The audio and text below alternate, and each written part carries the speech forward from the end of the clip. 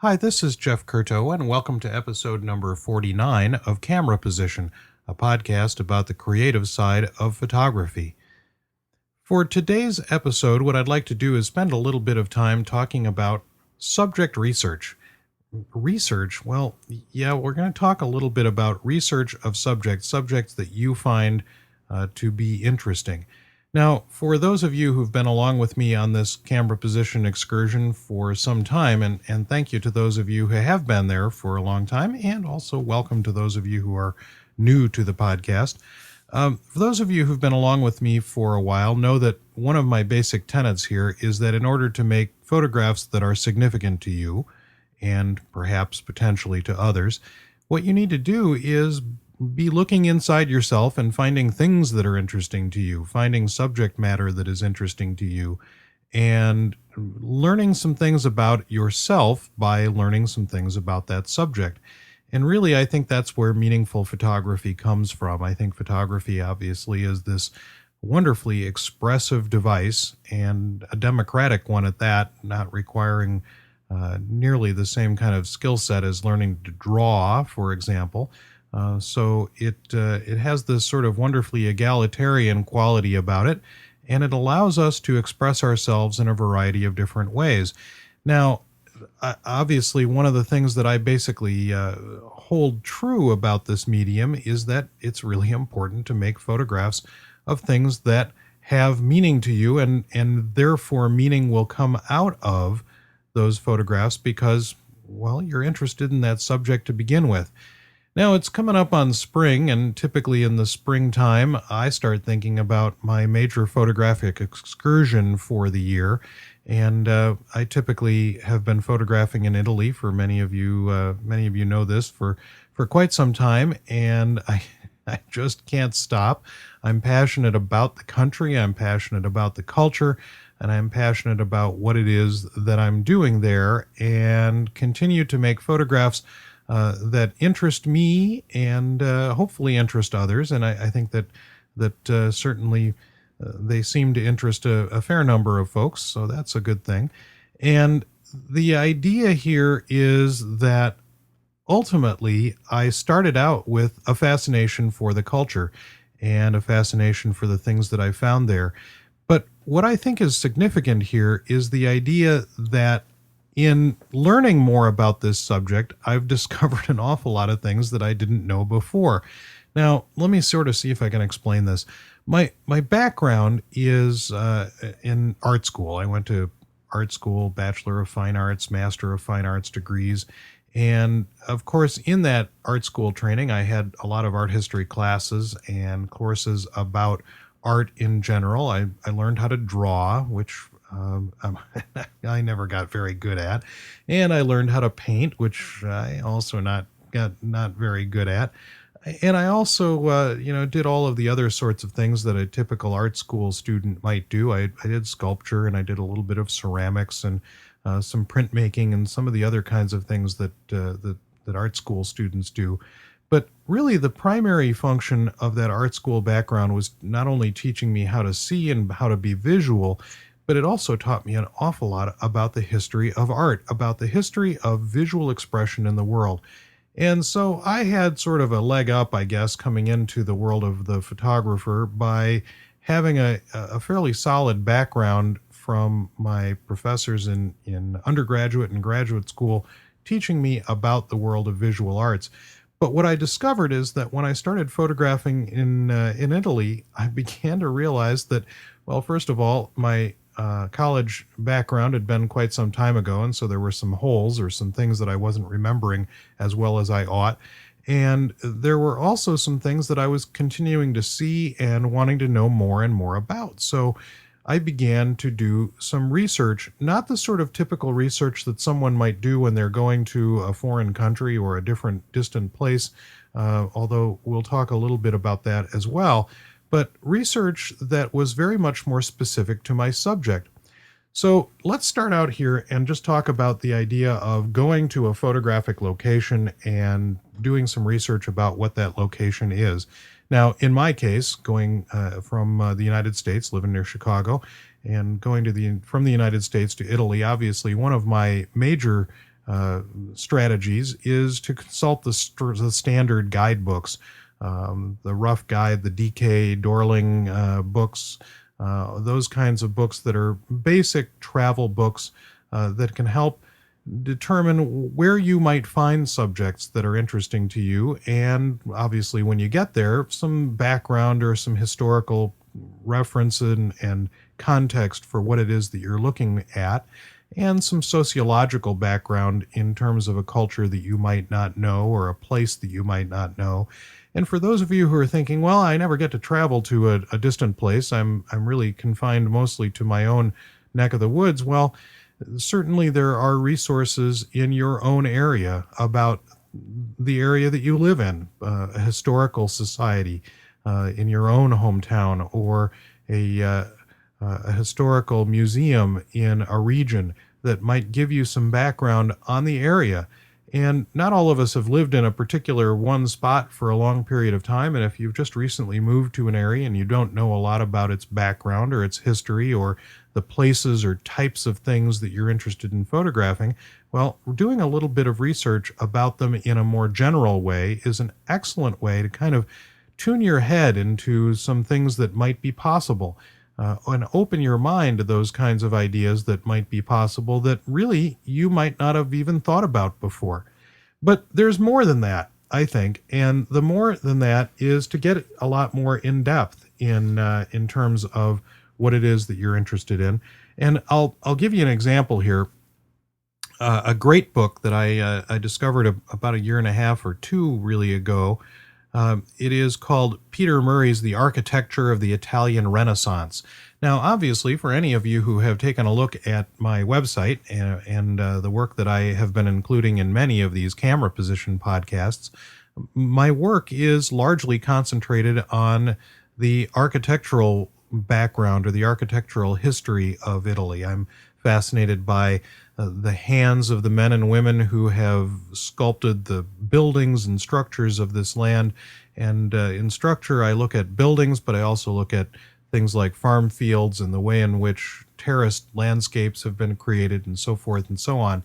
But this wonderful book by Peter Murray, The Architecture of the Italian Renaissance, is certainly one of the most important books written about this topic, and it has been a real kind of a Bible for me. And that is an important part of what it is that I have learned about structure, about where these things came from and some background about them and so forth and so on. Another book that I just picked up and I'm really excited. I think I'm going to read this on the plane this year. And I just love the title. You know, sometimes you can judge a book by its cover, and this one I really like. It's called Not Built in a Day. Not Built in a Day, Exploring the Architecture of Rome. It is by George H. Sullivan, and looks to be a sort of a combination scholarly book as well as a kind of walking tour. And the walking tours are illustrated with classical etchings, so some drawings from quite some time ago.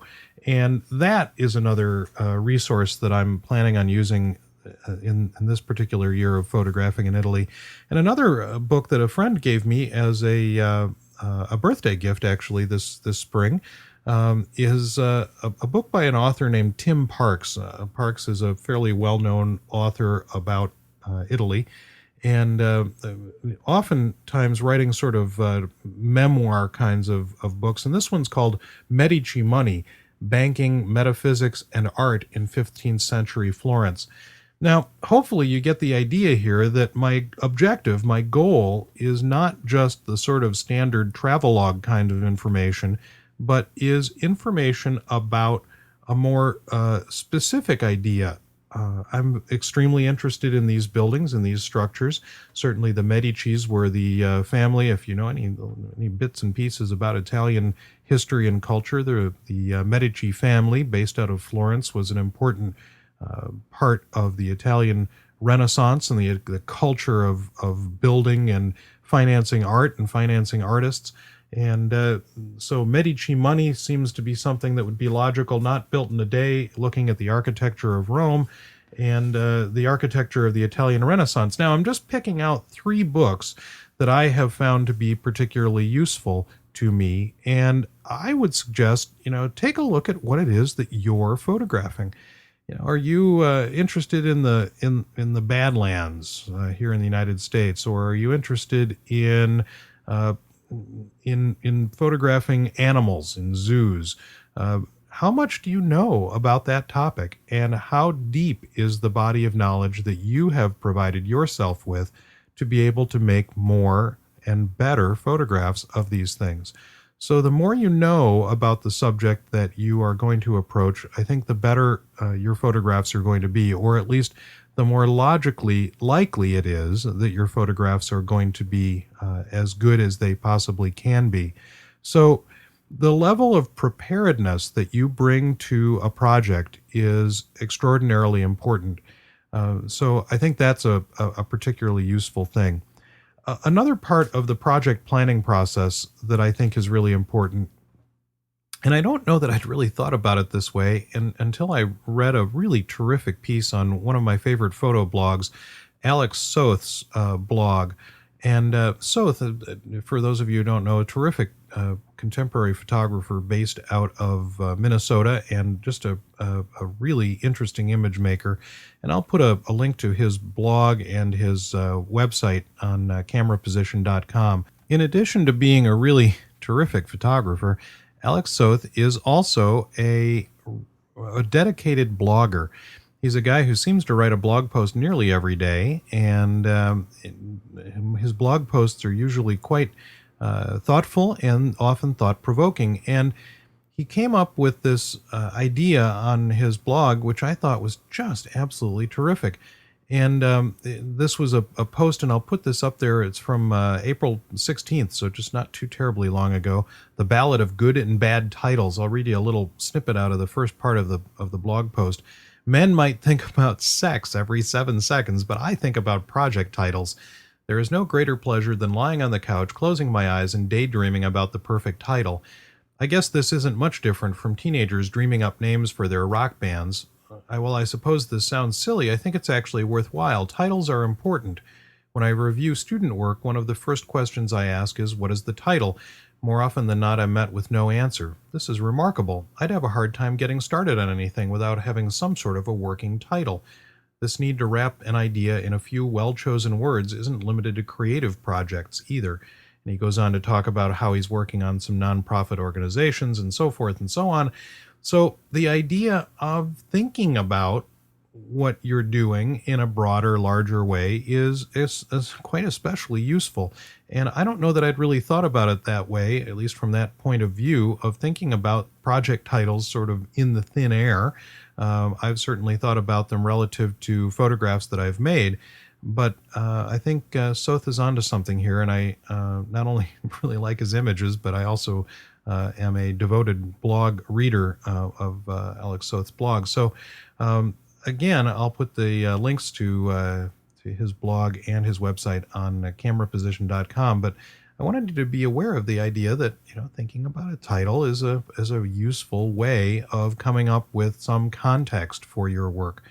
So research, thinking about what it is that you're interested in doing, and then learning more about that topic, whatever that topic is. And I don't know if it matters much what it is that you're doing. There is always some way for you to learn more about that subject, more depth, more information, and more context for where it is that those photographs that you're making are going to wind up. So do some research and do some part of project planning that doesn't involve getting the gear together. And at some point here, I'll talk about getting some gear together and some of the thought process that goes into that. But think about the idea of planning a project and planning yourself out in some way that allows you greater depth of idea, greater depth of commitment to that project by doing some research that doesn't necessarily involve looking through the camera's viewfinder. Well, thanks to those of you who've been here all along. I really appreciate it. And thanks to those of you who are new and new subscribers. Don't forget you can subscribe right through iTunes. And in iTunes, you can see the images that are part of this enhanced podcast. So thanks very much for being here. And we look forward to seeing you on the next episode of Camera Position, a podcast about the creative side of photography. Camera Position is a proud member of the Photocast Network, your photo resource in the potosphere. photocastnetwork.com